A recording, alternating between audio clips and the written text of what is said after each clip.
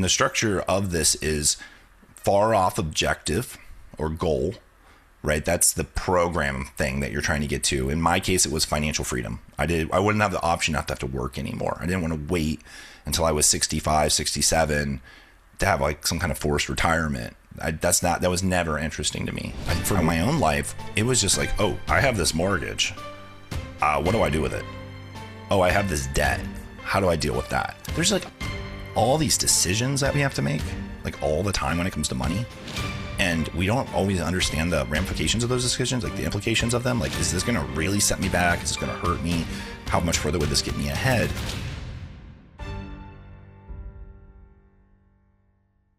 Everyone, this is Jack Allwell with another money episode. Today we have very special guest Daniel C. Rodgers.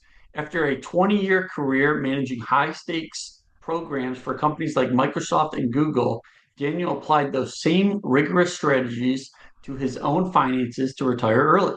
His book, Escape the Clock, is a 2025 best book, having received the American Writing Award, Pencraft Award, and Literary Titan Medal. He now helps others design their own exit strategies through his book, podcast, and advising. Daniel, welcome to the show. Thanks. I really appreciate you having me here. So, before we get into some strategies, tidbits on perhaps how people could expedite their path to financial independence, I do like to start off the conversation by asking, what was your relationship like with money growing up? Yeah, we didn't have any. I think is the short answer to it. My dad was an entrepreneur. He was trying to make it as a small business owner out of Southern Ohio. We were out of Cincinnati, and I had two brothers, and we were just kind of trying to make it. He was running a video rental business. So this was back when Betamax and VHS were things. So, and the older audience might know what those are. But yeah, he was trying to rent movies out. And this is before the chains. Like there was no Blockbusters or anything. But they ended up popping up. And I remember when the chains first popped up, like Hollywood Video, I think was one of the earlier ones. It just was too much. You can't really compete against even these earlier titans. And so, yeah, the business didn't work out. I remember not really worrying about money when I was really little because, my dad was doing well. He was providing. But after that, we had to sell our home. We moved. Oh, he moved first. He had to go find a job anywhere he could get. We didn't see him at all. We'd see him like on like a Saturday, and then he'd be gone again the rest of the week. He was doing the best he could, trying to make any money he could to keep us going. But eventually we ended up moving to Columbus, Ohio, where he was able to find work.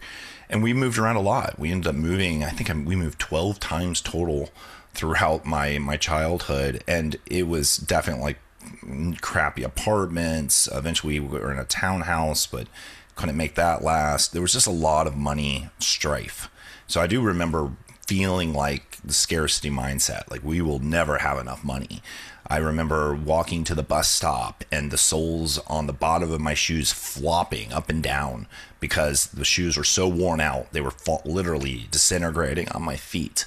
And then going home and saying, I need new shoes, and being told we can't afford those right now. Here, just tape them up, and like putting tape around the shoes, things like that, right? There was a lot of that kind of stuff. Desperately wanting to go to the arcade. I really love video games. I remember wanting to go to the arcade so bad, but there was never any money for it. So I just go around the house, literally trying to find a penny or a nickel anywhere I could, just scrape together literally a quarter so I could walk to the arcade to literally get one token to play one game, kind of thing. That was my childhood. So it was like really, there was a lot of struggles. But I do remember feeling a sense of no control and wanting to kind of get out of that situation. And I really did throw myself into the one thing I could do, which was my own education. It was very hard. I was always the new kid at school. There was gaps in my curriculum because of that. But I was able to lean in. I was able to do well. I got honors classes. I was able to get into a couple different colleges. And I remember being the first one to really go to college. There was no plan for that. There was no money for that. And that just started a whole nother series of early young adult financial woes for me that I can get into if you're interested. Hmm.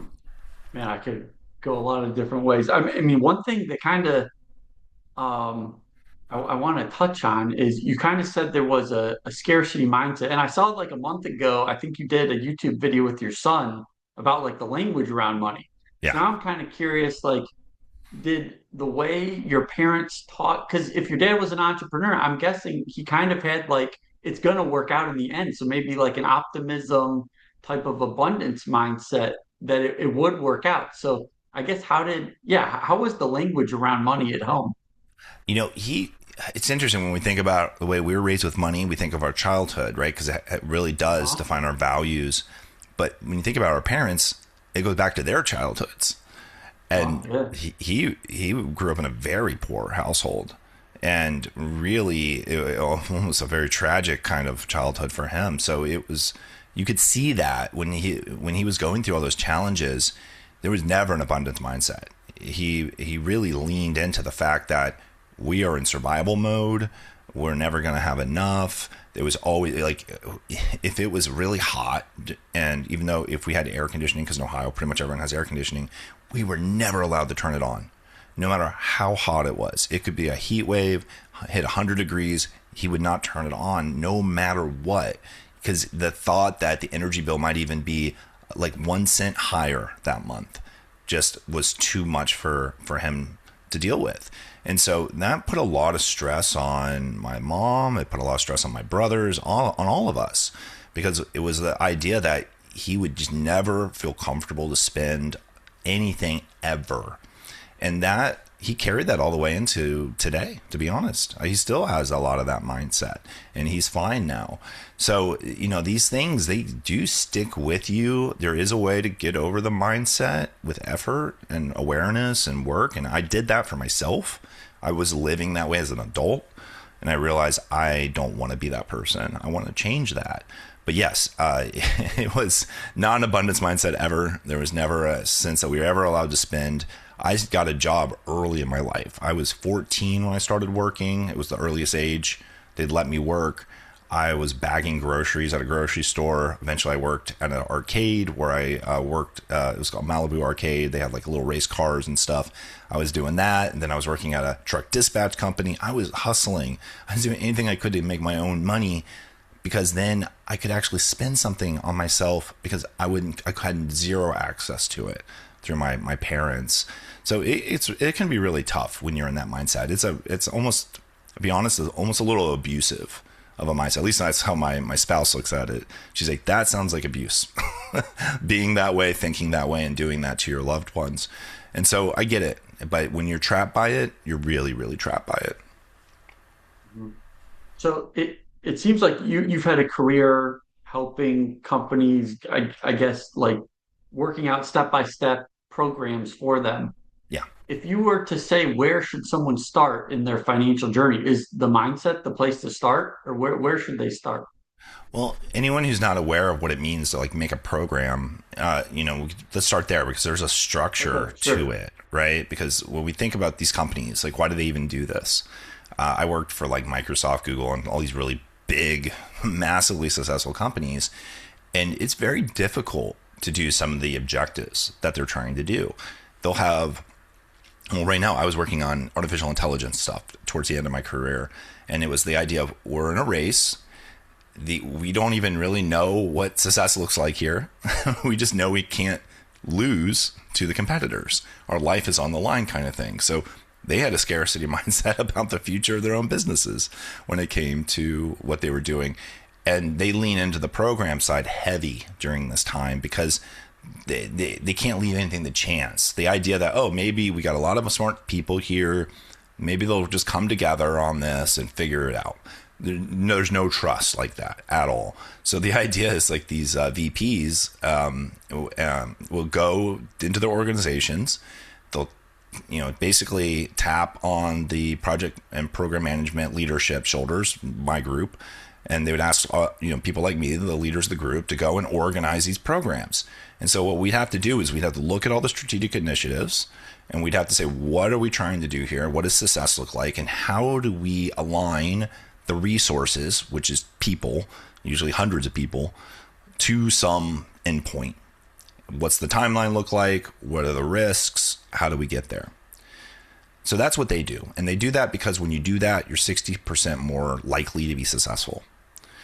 That's a significant jump. To know that, hey, odds are against us if we don't have that structure. Well, you can do that in your own life. The scale of this is you versus thousands and thousands of people. Like it's a really amazing structure when you think about these things. And the structure of this is far off objective or goal, right? That's the program thing that you're trying to get to. In my case, it was financial freedom. I wouldn't have the option not to have to work anymore. I didn't want to wait until I was 65, 67 to have like some kind of forced retirement. That was never interesting to me. I wanted to have, control of my money because of the way I grew up. So I have a goal. Now, how do I get to that goal? And at that point, it comes down to really breaking it down. But not just breaking it down. To break it down properly, you need data. So these companies, they go collect data. They'll do research. They'll talk to users.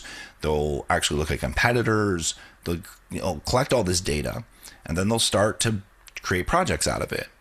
Well, we might have a user experience project. We're going to build some new experience for people to use, or a new service that people can interact with, a new payment system, a new deployment model where we roll it out to these X number of countries, whatever it is. They come up with these things, and each of these are like little programs within the bigger program, or basically they're projects.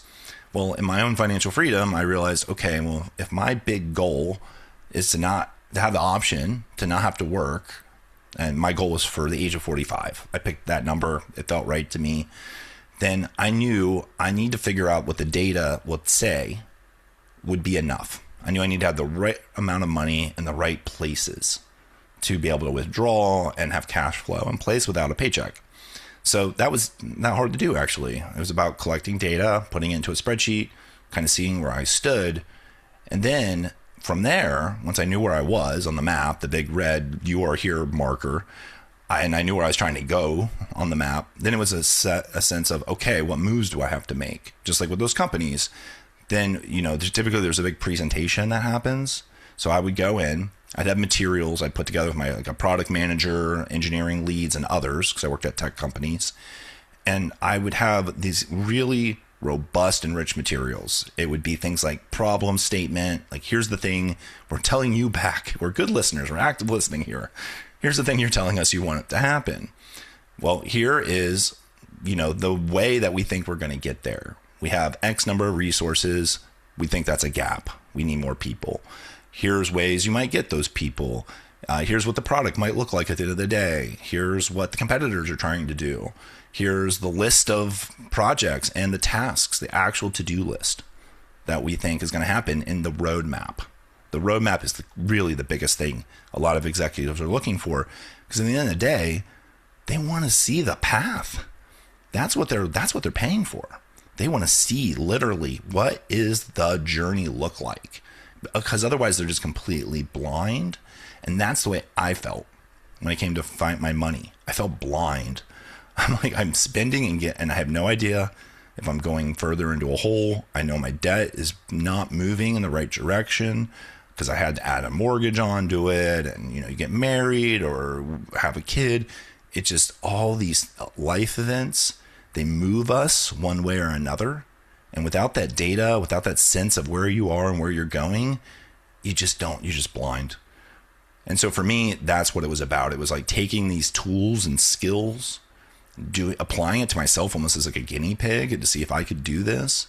And when I did it, and I showed people what I did and talked to them what I did, there was so much excitement about that approach. Like I would love this. I pay almost over a percentage of my net worth every year to a finance person, and I have nothing like this. I'm still on autopilot.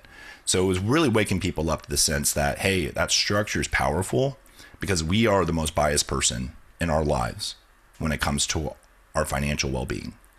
Nobody else, no finance advisor, nobody is as biased as we are about our own well-being, about our family's well-being, and so on. So once you start to use those tools and build that thing, it becomes a really powerful moment. And now you're not blind anymore. You can make smart moves. You can see if they worked. You can try to get ahead. You can show it to people, all that kind of thing. And that's really what I tried to do. I tried to give those tools out there. I want to ask you about the data you collected, but you said prior to that, defining what success is. And I think that is something that a lot of people have trouble actually Yeah, identifying sure. and like stating. Like, how did you actually go about? Because like it's one thing to say I just want to retire, but Yeah. how do you get clear on what success looks like? Well, first I'll say I got it wrong. I kept thinking retirement, Okay. retirement, retirement, but Uh-huh. that's not actually what I did. I wouldn't call what I did retirement at all. That's just the word I kind of had at the time without really understanding it. I just knew retirement meant you didn't have to work anymore. And so I kept running towards that goal and talking about it as that goal. But then once I actually achieved my financial freedom, I realized I'm still young and I have all those things I need to prioritize. Those things I just couldn't get around doing because I gave everything to my job and my family and everything like that. Well, that's my life now. That's my interest. That's what I want to do. And so it wasn't about not working. And I mean, you could say it's about working for yourself. You could be about working for a nonprofit. It could be about, not working at all. But really what it comes down to is just freedom of choice. And that's really what I was trying to do. It wasn't really about retirement at all. So I kind of got it wrong. But to kind of get into it, like I had this general idea of freedom, just a very general idea, and I had an age idea of when I wanted to be done. Now I beat that goal, which is really great. But even though I beat that goal, I still kept working for a while, which was a mistake. So we can get into that too. There's a psychological thing that we all go through in this journey because we live in a world and a system that really conditions us to live and measure in a certain way. But when it came to setting the goals, it kind of happened from the bottom up. And so if I had done this for a program at a job, I would have done it the opposite. I would have started with like the meta goals, like the high broad strokes, and then I would have broke those things down. Or I would have looked at organizational structure or some natural thing I could have worked against that would have made it click well with the audience. For my own life, it was just like, oh, I have this mortgage. What do I do with it? Oh, I have this debt. I had over triple figures, like over $100,000 of debt. How do I deal with that? Oh, I'm trying to make enough money to deal with this stuff. What do I do about my job? Do I stay at this job or do I switch jobs? Do I push for a promotion or do I just try to do something else with my money? There's like all these decisions that we have to make, like all the time when it comes to money. And we don't always understand the ramifications of those decisions, like the implications of them. Like, is this going to really set me back? Is this going to hurt me? How much further would this get me ahead? So what I realized was I had these smaller goals already I needed to figure out and flesh out, like the mortgage thing. Do I try to pay it off or do I not? And I had to educate myself on each of these project areas as I set these milestones. And paying off the mortgage did become one of my goals. It became a milestone in my program. But that's what we're talking about here. It's milestones. And I mentioned the way corporations do it. They have these roadmaps, that journey, and they have these big mile markers on the roadmap. That, okay, we are here today, but we're going to celebrate when we get to mile 50 because that's a big deal. We believe if we can get there by this time, we'll be ahead of our competitors and we'll have gotten this much of the market and blah, blah, blah, blah. Well, those are celebratory moments, and typically there's big demonstrations or sometimes like even parties and events when you get there. Of course, the end of the program is the biggest celebration. But for me, I realized celebrating is important. When I got rid of my debt, I was so happy. I was like, we're going to go out to dinner. I'm going to try to make sure we have money so I don't use the credit card because the last thing I want to do is add to my debt after I got rid of the debt. But, it was a celebration. And I always think about that in my life today, even though I finished that big program, I still think, what's the next thing? What's the next milestone I want to celebrate? Because it feels good to hit those things and to do it on your own plan that you own, that you're running, not something that someone's giving to you. That's not as fun. If you have to wait for your job to give you a promotion to think that you have anything worth celebrating, one, you might be waiting a long time. And two is it can feel very arbitrary. Like, why doesn't this feel as powerful as I thought it was going to feel? Well, that was based on something they defined. They might not actually have presented it in the way that was earnest to what you earned. But on your own program, you know what you're doing. You know the significance of it. You can feel it in your life. And when you celebrate it, it's really big. So that was just a long way of me saying I kind of built from the bottom up. I came up with these like project goals, which were milestones in my plan. And then those tied to the bigger one. And the bigger meta goals in my program were it was debt freedom. So I was not only eliminated debt, but I was living debt free. And I can talk about those kinds of things, what you have to do for that. Then there was a retirement savings goal. I had to have enough money in my IRAs and 401k that I knew that when I got to a specific age, between that and other passive income that I would have, I'd be okay for those years, which I haven't gotten to yet. And then there was an early retirement phase that I had to have enough money in non-retirement accounts, mostly brokerage accounts.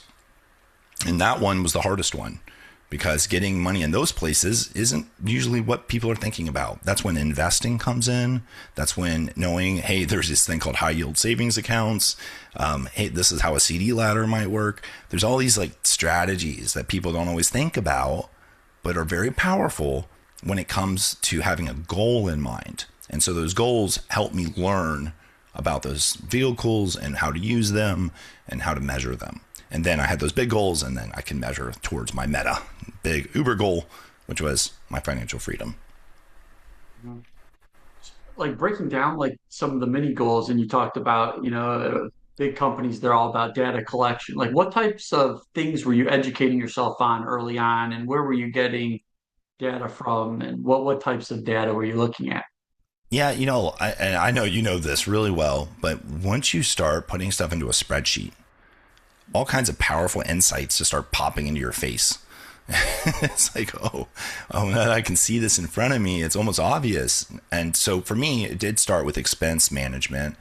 When I had to work when I was in college. I just couldn't afford to pay the tuition. Otherwise, I wasn't allowed to borrow enough money. So I was working while in school full time. And I remember just going, I can't afford to spend any money if I'm going to pay these school bills.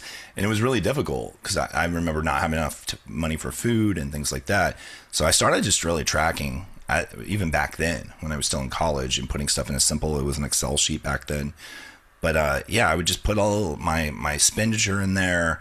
And then later I added my borrowing in there, so credit card stuff. And then later when I got more sophisticated, I had all the data in the sheet. That's easy. And I could see the bottom line. I spent this much this month or this year. That was easy. And then naturally you kind of budget without realizing you're using the bad word. A lot of people hate the word budget, but the truth is when you think, I shouldn't be spending this much on eating out, and then you just don't, that's an implicit budget. So you kind of just do it naturally just by taking the blinders off and looking at your data. But for me, because that data was there, and I got better with spreadsheets because of my jobs, I realized, there's all kinds of things I could do here. I could actually start to go and I could pivot this or join this in different ways to get different ideas out of it and see how things are going. And then from there, the debt was probably the best one because debt was freaking me out. I had so much of it. And when I finally I graduated, and I decided to do computer science, not because I cared about that at all. Actually, I wouldn't have picked that if I had another choice. It was simply because I had done a Yahoo search. This was before Google. And it was the top new job in the area was computer programming. So I could get paid better. And I knew I needed to pay my bills. So I'm finally got a job out of college, and I get my first paycheck, and I'm just blown away how much less it was than I thought it was going to be, because it's not just the amount that you're getting paid. There's deductions. And I think a young person may not know this, and they might know when they start part-time work, but when you do it in your salary work, it really kind of slaps you in the face, because a lot of these deductions are good, but some of them don't feel as good, right? Some of them are taxes or this or that. But the good ones, like deciding to put money into a 401k match, that's a good deduction, but it still can be painful when every single dollar matters.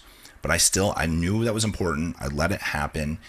And anyways, the income I had coming in, now that I had that data compared to the spending data and the debt and borrowing data, I could see a trajectory at that point. And it wasn't a good a good realization. I could see based on this path, even if I projected 5% increase every year, which would have been generous to be honest, of income increase. And I was too new in my career. I knew I wasn't going to get big bonuses or promos anytime soon. Well, based on, even if I locked my interest rate, right, and I didn't get a new credit card and I kept that interest rate, and we didn't do some big life event like get a loan or something, I saw that I would just basically be flat. The best I could do was flat. And that doesn't feel good, to know that you're going to run and grind on a treadmill as hard as possible, but never get ahead of even an inch. So, I mean, I could have gone years and never gone ahead, and hope, I guess, that I got some big new job or something or promo and that my income would have jumped. But then again, what we notice is that life hits us faster than income will come. Inflation, new costs, getting married, having a child, moving, these things will come, and they are expensive. And what I started seeing, though, is whenever one of those big life events would happen, how my spreadsheet would evolve. Like, wow, kids are really expensive. So having a kid, you're probably going to spend anywhere between $200,000 to $300,000 within the 18 years that they're living as a dependent in your home. That's an average. So $200,000 to $300,000 on your bottom line, that's pretty significant. And some people spend more generously on their kids. That number is probably a lot higher. So you have to really, I started seeing these things in my spreadsheet. And what it did is it forced me to, one, understand where I had control. I could control spending to a certain degree. There's essentials and non-essentials, and I found where I could cut.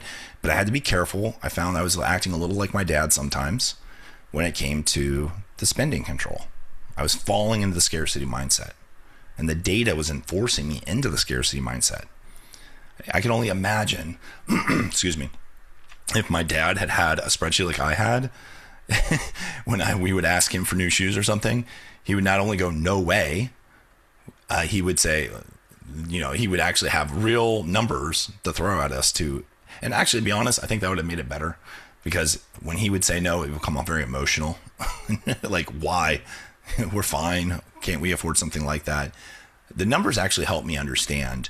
And honestly, they saved me in the long term, because as I made moves and got ahead and did better and freed up cash flow, I could see in the numbers I could spend in ways I couldn't spend before. And that was very freeing. And it's allowed me to do upgrades on flights. It's allowed me to take an extra trip. It's allowed me to buy a nicer car. Things I never, ever would have allowed myself to do ever in my life. But the actual data, in a way, gave me permission, or it allowed me to give myself that permission. So yeah, that's what kind of how it evolved. I can go deeper into any of those areas if you'd like. But yeah, the data definitely kept, as life came in, new factors came in, the sheet kind of went with it. Can you talk about maybe some strategies at attacking the debt? Yeah. Yeah, that was like the first big milestone. So first I realized I didn't get a credit card until about the end of college, which it was a desperation move. I was just running out of money, so I had to get one.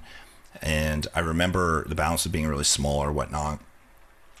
And when the credit card thing became an issue, and then we got a mortgage, I got married, and then we got a house, and that became more debt. What I was seeing in my spreadsheet was not just a flat line, but it was starting to become a slip the wrong direction, because you eventually have to pay the school loan back. So the school loan bills started to become active on top of the credit card, on top of the house. I did not have a car loan. I paid for my car in cash to avoid more debt there. But between those three sources of debt, I noticed we were actually going in the negative direction. And so in my spreadsheet, I laid out basically, I found an online calculator where it could actually calculate the compound amortization of the interest. and then I would plug the numbers in, and then I kind of projected out from that. And I saw that if my income were to stay the same, I would end up tripling my debt, and something like 4 or 5 years, something like that. I don't remember exactly how long, but I saw that not only am I going negative, but it was exponential based on how we were currently having to borrow. So it was very scary. I remember talking to my wife back at the time, and I think she was pregnant. And I remember saying, I don't know how we're going to afford this. I'm not getting paid enough at work. She was in graduate school at the time, so I was helping pay for that. And it was just a lot. And we decided that the first thing we needed to do was figure out how to make some changes in our lifestyle. I think we had 2 credit cards, and we ended up getting rid of one of them, then paying that one off, and then closing that one, and then focusing just on the other one, and being more careful about what we put on it, moving to our bank card more. And then what I started to see was it wasn't slipping as far back, because I started snowballing payments, even at the bigger one that was left. And then I was really focused on work. So I'm like, I'm doing everything I can on the spending side. What can I do on the income side? And so at work, I was really motivated to get a lead role, because I realized I could get a big pay raise. And I was really young to get that role, but I took a big project. I remember talking to people at the job about, hey, what would it take for me to show I could do this kind of lead, this kind of thing. I realized you had to do the job before you got the job. And I ended up taking a big role on a customer. I was working at a content management generation company. They made manuals through a content management system for all these different things. And they had just landed Dassault, which was this big French jet company. And it was a big deal, big contract. And I'm like, I want to help make sure the content management software gets delivered. I want to lead it. And they were so stretched. They said, fine, just make sure you're mentored by one of our better leads. And so I ended up doing it. And I remember I had a team of people, and I was working on this thing, and I was putting so many hours into it. I must have been working like double shifts all the time, just trying to get this thing figured out. It was very stressful. I felt like an imposter every moment, because I'm so young. I'm the youngest person at that job to ever have an office, and I'm like killing myself because I'm so desperate to make more money. But it worked. We got through it. It was late, but we got through it, and I did get promoted. And I remember hitting that pay raise, celebrating with my wife, realizing we could put double what we were putting in per month towards the debt, and then running the numbers and realizing it still wasn't enough. And that was such a punch to the gut, all of that work, and it still wasn't going to be enough to eliminate the debt, because I had that much school loan debt. I just did. And long story short, what ended up happening there was I realized I had hit a income ceiling in Ohio. I could not possibly get paid more than I was getting. They were actually paying me decently, even as a lead, even though leads were getting paid a lot less than I thought they would be. And so we ended up making a big move. I applied for Microsoft. We went and traveled to Washington State, went to a conference, went to the PAX, Penny Arcade Expo, which was a lot of fun. But my wife really liked the city. And she said, oh, I can imagine living here. I was like, oh, that's all I need to hear. And I went and applied for Microsoft, and I happened to be an expert in technology they needed at the time. And interview went great. And when they gave me the offer, it was for $100,000 a year, which probably doesn't sound like a lot. But I tell you, for me, in my life back then, that was mind-blowing money to think that a job was going to pay me $100,000 a year. And my wife, when I told her that, she's like, we're going to have to do this, aren't we? I'm like, absolutely. Because I knew within 1.5 years, we'd have eliminated the debt with that income. Now, what I didn't realize was cost of living in Washington is so much more expensive than cost of living in Ohio. Now, I can get into that, but that set us back just a little. But what we did that was really smart there is when we moved to Washington, we There's some things we couldn't control really well, like we can't control the cost of housing, and we wanted to have a house, but we could control the rest of our lifestyle. So I kept driving a crappy car. Imagine I'm driving to the lots at Microsoft where there are literally, $250,000 cars parked. And I'm driving it was like a 1970 something Mercury Sable. The thing that's like the oldest, crappiest car. I drove that thing until it literally would not turn back on. Like I had to go and donate it, and someone had to tow it out of the parking lot.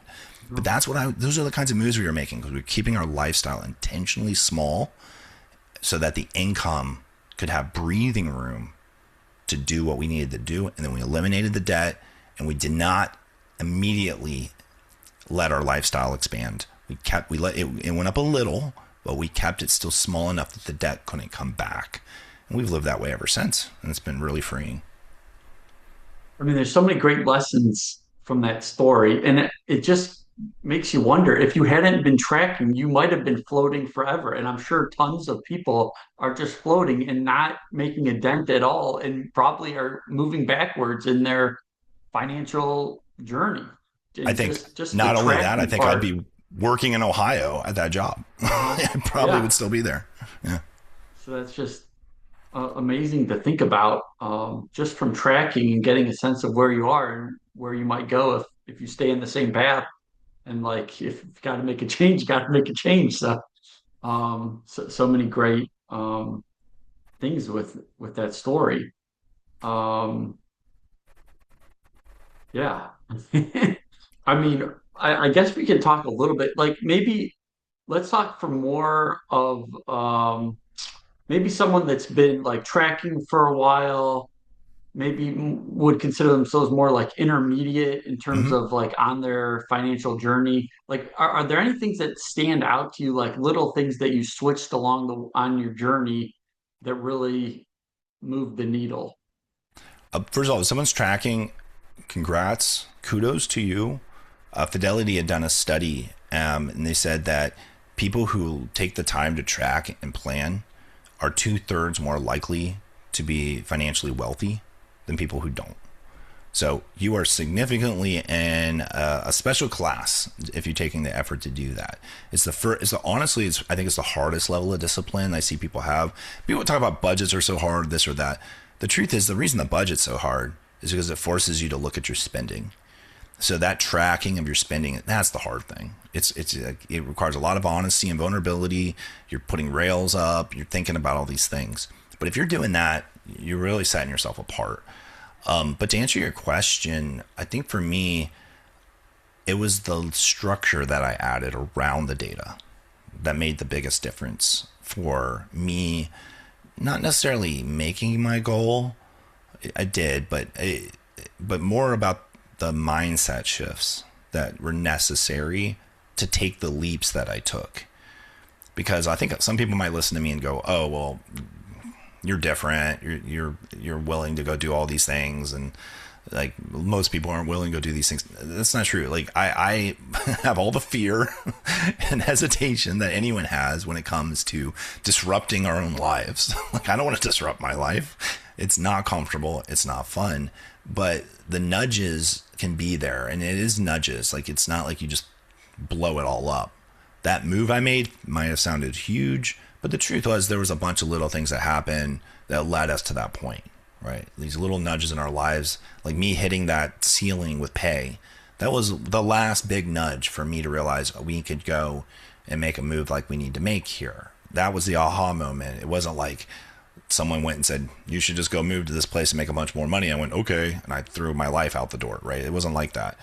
So the nudges are really key, and the data helps you with the nudges. But the structure is really the thing that made the biggest difference for me. Because you can collect all the data in the world, but if you're not actually using it with intention, then all you're doing is going through this hygiene thing, and you're getting value out of that for sure, but you're not really using it as optimally as you could. And what I mean by that is that's where the program thing comes back in. I'll circle back to the program thing. If you can draw a brush stroke across the income, taxes, debt, savings, investments, all towards some milestone, which is I've used all these different pieces as tools to get to somewhere I want to be in my life. Now, all those different parts of your sheet are being used with intention. And when you go and flip that bit in your sheet, that drop down to complete, that feels really good. You see the progress. Not only that, you can show the progress. So the difference between my sheet and probably someone else's sheet is if I were to show you my sheet right now, which I can, you'll see it is probably it's pretty easy to understand. Like I took the time to make it so I could, it's presentation ready, so I can show it to my wife at any time. I can show it to my finance advisor. I can show it to my CPA. Because when I give it to people, when I've had 7 different finance advisors in my time doing all this, and every time they always ask you all the same questions. They always want all of your data, and some of them make you put it in a special tool, which is annoying. But most of the time, what I would do is I'd send them my sheet, like it's all in there, and on a private server, go look at this, and they would always love it so much. Like it was amazing. Oh, you're so structured. You have this. I'm like no. All I did was I just took all the stuff that you have to do when you build a finance plan, and I made sure it's in this structure because it makes it easy for you, so we can cut past all of this little dance that we have to do to get to the main meat of it, which is what strategies should I be taking towards these goals. Now, if you don't even know what your goals are, this is really hard, and I think we probably should stop and talk about that, because when I go and I advise people today, sometimes people don't even know really where they're trying to go. They just know they need to do something. They're like, I don't have a good sense of my money, and I'm worried, and I don't worry about my job, and I don't know. I feel like I need to have more independence. Those are valid feelings. They very much are, but there's still a goal in there somewhere. You still have somewhere, and you have to imagine the optimal life you'd like to live, right? For me, it's about time. I want my time to spend the way I want to spend it. I don't want to keep giving my time to corporations, as much as fun as it is to be celebrated for being able to do these cool things. To me, there's other things I'd like to do with it. I want to see my kids more often. I want to travel with my wife more often. I want to spend time with my dogs. To me, that's more rewarding than spending 70 hours a week at work. Now, you might enjoy going to work 70 hours a week. There's nothing wrong with that, as long as you know that that job isn't your identity, full stop, because the jobs are ephemeral. They go away. And when they do, knowing that you've taken care of your situation, that is everything. So the data can help with that. And the structure makes all the difference because it gives you intent. And with the intent, you can set goals. You can see if your strategies work. You can measure the progress. But most importantly, you can show it to somebody and collaborate with them and learn new things that you wouldn't be able to learn on your own. I just think a lot of people start out thinking they want to just hit some number Yeah, of dollars or whatever, and then true. when you really start to question yourself and just ask why at each level, like, well, why do I want that money? A lot of people will land on I want more time. That's really what it comes down to. I want more time to do what I want with who I want when I want. And yeah, so I just hope more people will do that questioning to themselves and figure out, yeah, what they really want, because that's what 72, it was the stat was 72% of Americans report stressing about money most of the time. So money is actually one of the largest stresses in our lives. We stress about it more often than we stress about other things on average. On top of that, like you said, generally the idea is like, well, what would fix my money situation? Some magic number. And I hear these numbers, $1 million. Okay, well then people will come in, they'll humble you about how little $1 million is.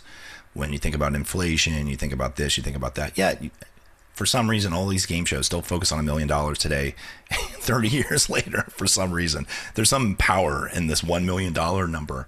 The truth is, what you need is a very personal number, and it'll get tested. Because, if you're familiar with the FIRE community, the Financial Independence Retire Early movement, they have this idea of a magic number, which is like 25 times your cost of living, inflation adjusted, based on a Trinity study. And people will use that magic number. They'll make all these moves, they'll do the data, and they'll get to the moment where they have to take the leap, and they'll freak out. I see this because I talk to these people. I've had a case study episode on my podcast. I'm on the Reddit, and they start questioning the 4% rule is what I see most often. This idea that you're going to withdraw 4% of what you just killed yourself to sacrifice to save.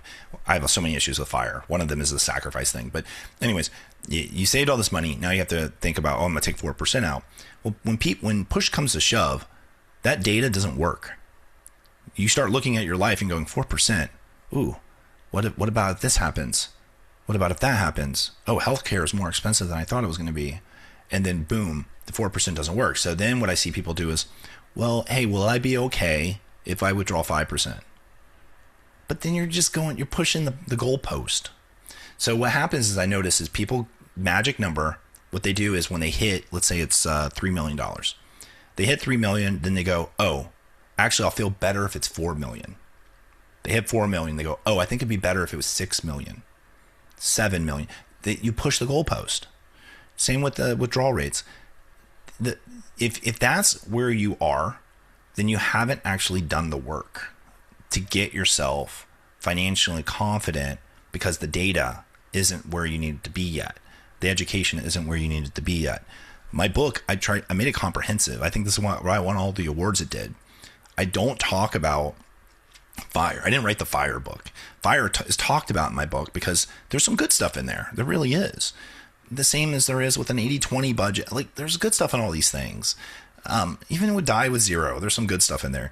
But anyways, I looked at all those things in my own plan, and I said, which ones could be effective in what ways? And when you have all of those things, you start personalizing. I'm like, okay, actually 4% makes sense to me because I know I spend 4% on average because I looked at the data. When you start to do that, what happens is you build confidence. And without confidence, you'll never make the leap, ever. And I promise you, because I talked to all these finance people, I talked to 3 different ones, and I showed my data, and they all told me, you have a 99.9% confidence from us that you are going to be more than okay, even with mortality rates and everything. And I still didn't feel good. I didn't trust any of it. I was like, well, you guys are all telling me that and all this. I had to go do the work to see it. I forecasted, I modeled it, I looked at it, and then I saw it. And then I had the conversations I needed to have with the people that I knew that needed to support me, especially my wife. I knew this wasn't just about me. She had to feel good about what I was doing. She had to feel comfortable with what I was doing. There's all these interesting webs of stuff in there. And I had to imagine about my identity without work. I went and I did a dry run where I didn't even have my job for 3 months to see, would I be okay without that identity, without those meetings, without those moments. Doing these little stress tests makes such a difference.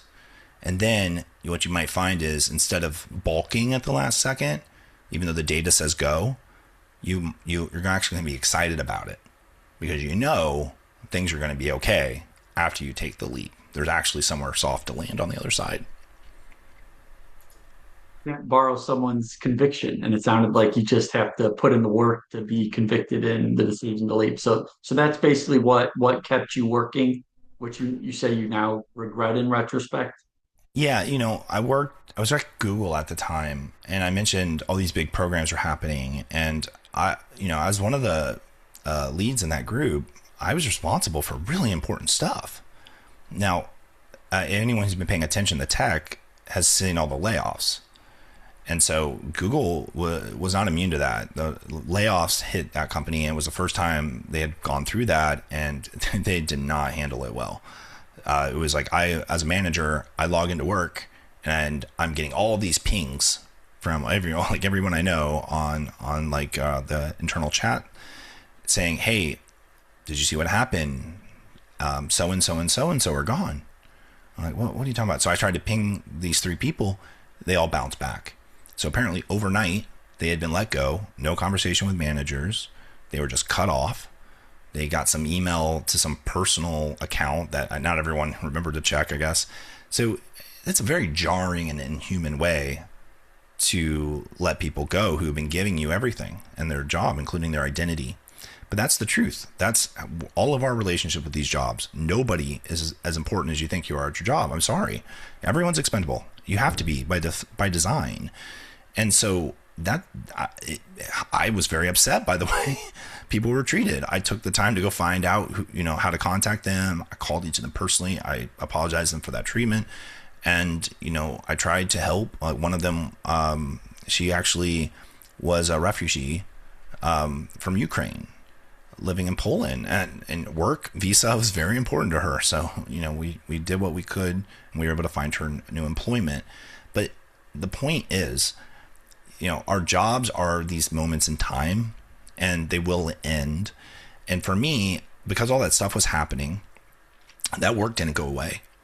I had to absorb all those people's jobs because those programs don't stop.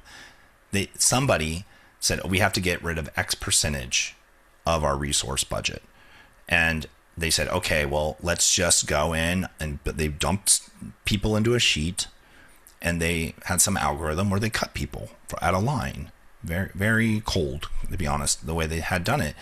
And that impacted those people without understanding the implications of what those people did. And so program managers are really, really important. Without them, they're the face of the program. They're the ones that keep everyone connected. They keep it moving. Well, all those things stalled. All the VPs freaked out because they felt blind all of a sudden. Their status reports just stopped overnight in those areas. So what do they ask? They ask me, the manager, to go and make sure those things move again. Well, I was able to move a couple of them onto some of my other people. So they picked up double load, but there wasn't enough people left. So I had to pick up the rest. So I ended up with double load, and then later, by the end, I was at triple load. Now, that's not fun to work like that. But over time, what was happening was they were realizing the stretch and the mistake, and they came to me and the other leads and said, "What do we do? How do we fix this?" I'm like, the answer is easy. You need to hire back the program managers you let go.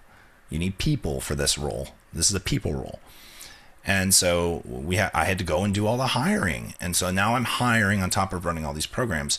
So I'm doing all this, and I go on my 20th wedding anniversary. And my wife and I were at this resort, and the stress is just still there. I can still feel it.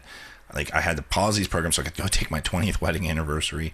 I knew things were going to still be popping up. There was the pipeline of recruiting was still happening. I'd have all these candidates to review and so on. She's like, "What are you doing? I know. I've seen your sheet. We walked through it together. I saw the reports. You beat your goal 3 months ago. Why haven't you quit yet?" And I remember not having a good answer to her on that. And like normal excuses come up. "Oh, my people need me. This stuff's too important. It'll be better. It'll be easier later. I just got to get it to X, Y, or Z point."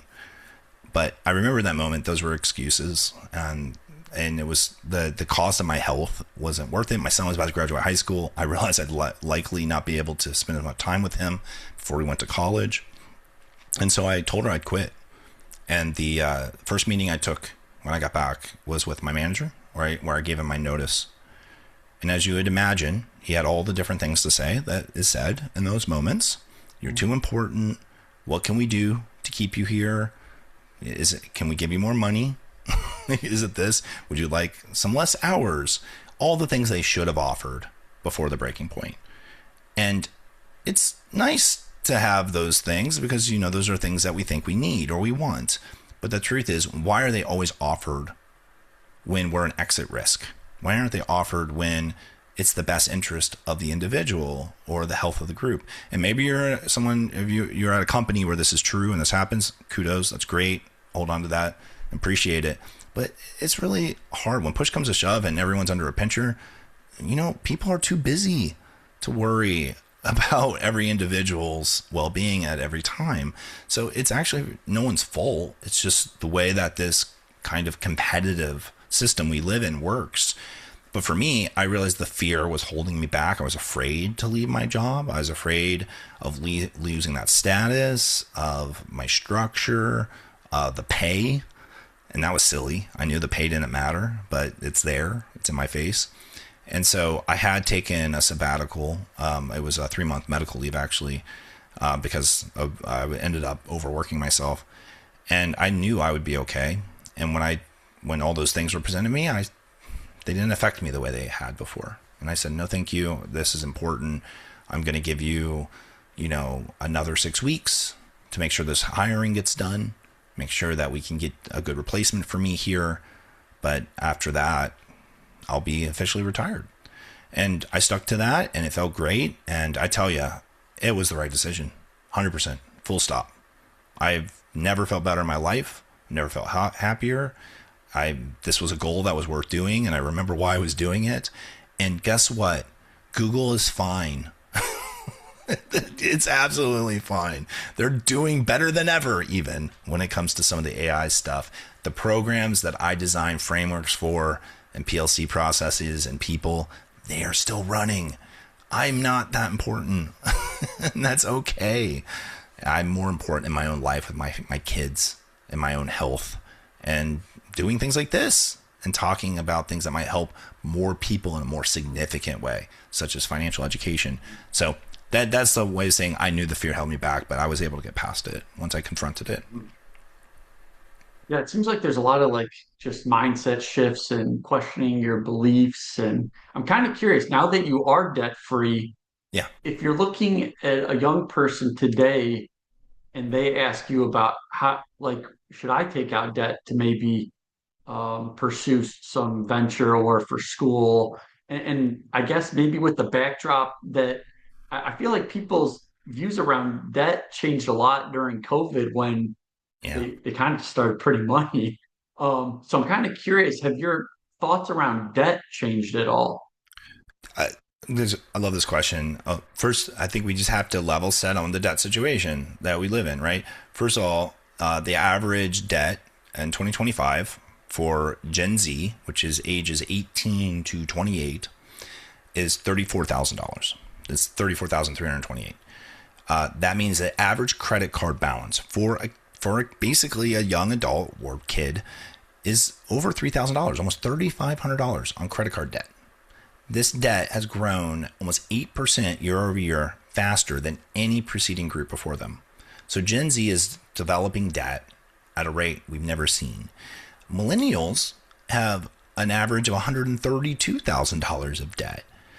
Now, 42% of that group have more credit card debt than emergency savings.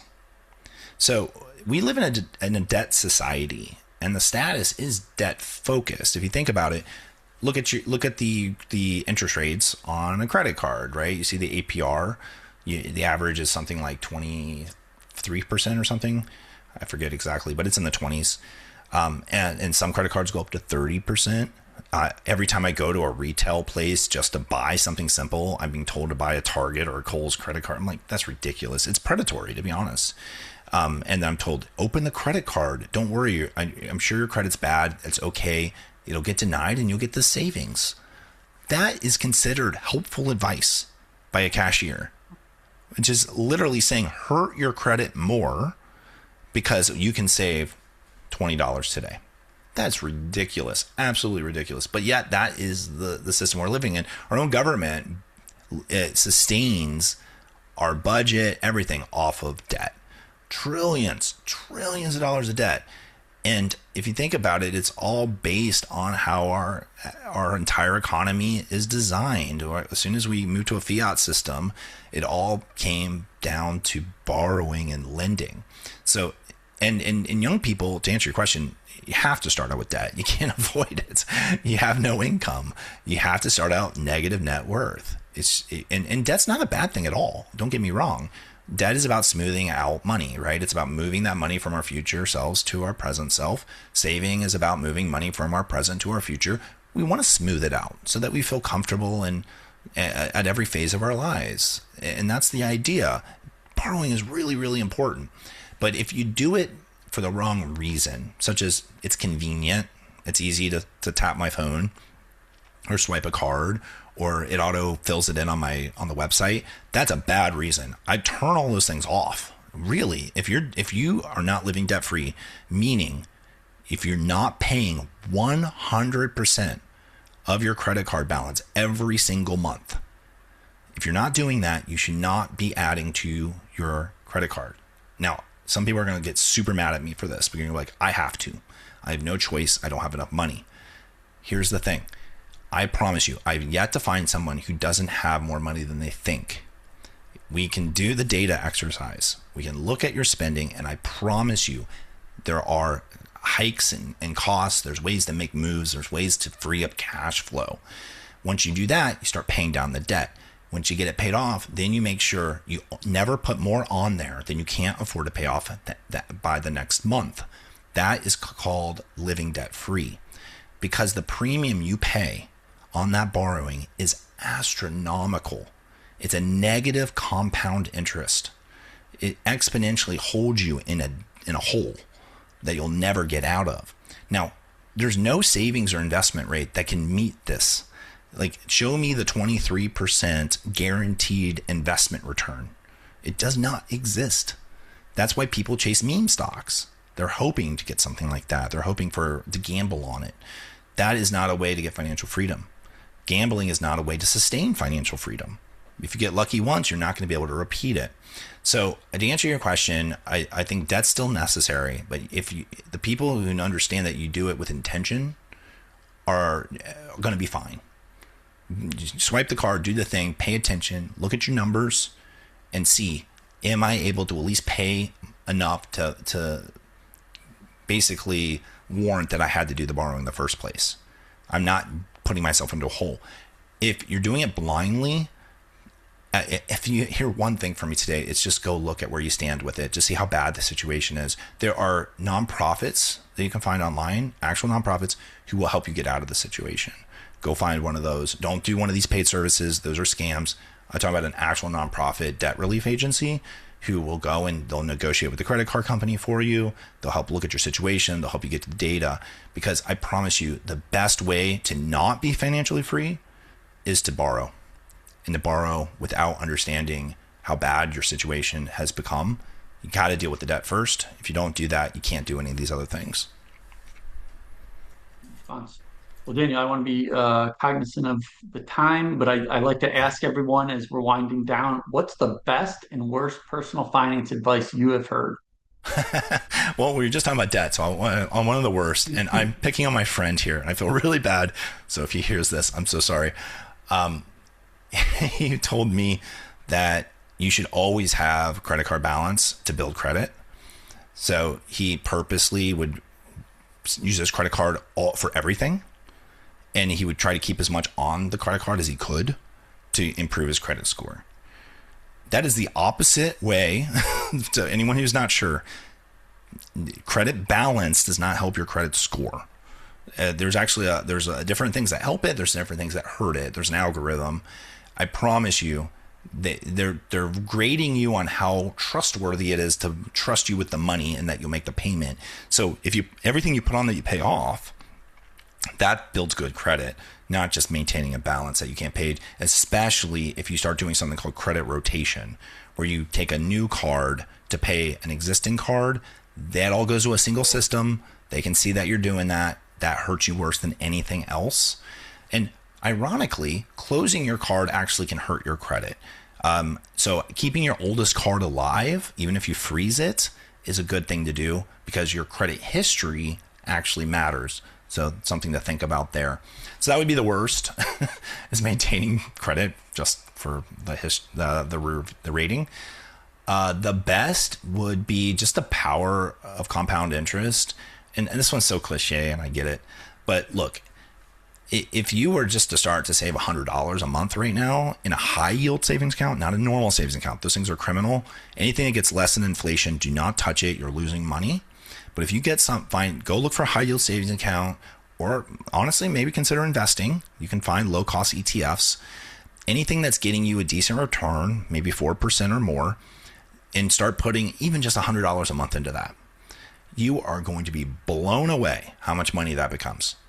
Let the compound interest do its work, because every single piece of interest that comes in there will generate its own interest, which will generate its own interest, and so on.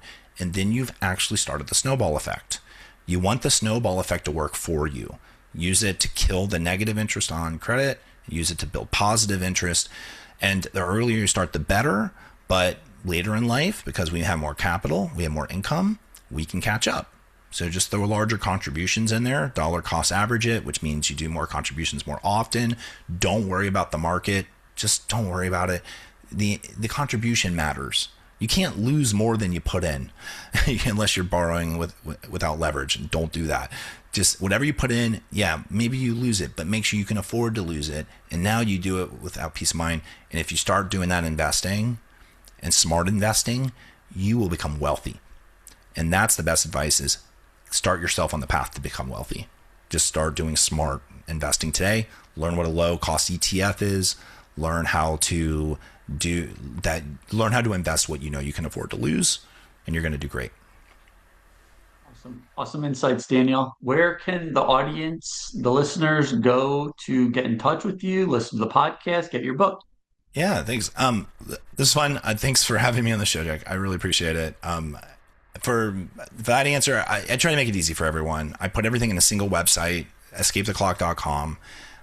The book wasn't something I was looking to do, or all of this, but it's taken its own legs. So I'm doing it because this has been a really rewarding and fulfilling part of my early retirement. So go to escapetheclock.com. You can find the book. I have a podcast. I give ad-free podcasts with free insights every week. You were on the show. That was a great episode. That's going to be out next week. So I'm not sure when this comes out, but that's probably out by the time you hear this. And also you can find that planner. So if you're like, hey, I love that idea of having that structured spreadsheet, well, I give it away for free. It's completely free. All you got to do is go sign up on the site. You can download it. It's a template. You put it in your private drive, start putting your data in it, and then modify it. Make it your own. That smart sheet's on there. There's a newsletter, and then there's a way to schedule with me, and it's completely free. You can schedule a free appointment with me. I'm just doing that to help people get going. I'll take a look at your stuff with you. We can get your plan started, and I can talk and answer any program management stuff.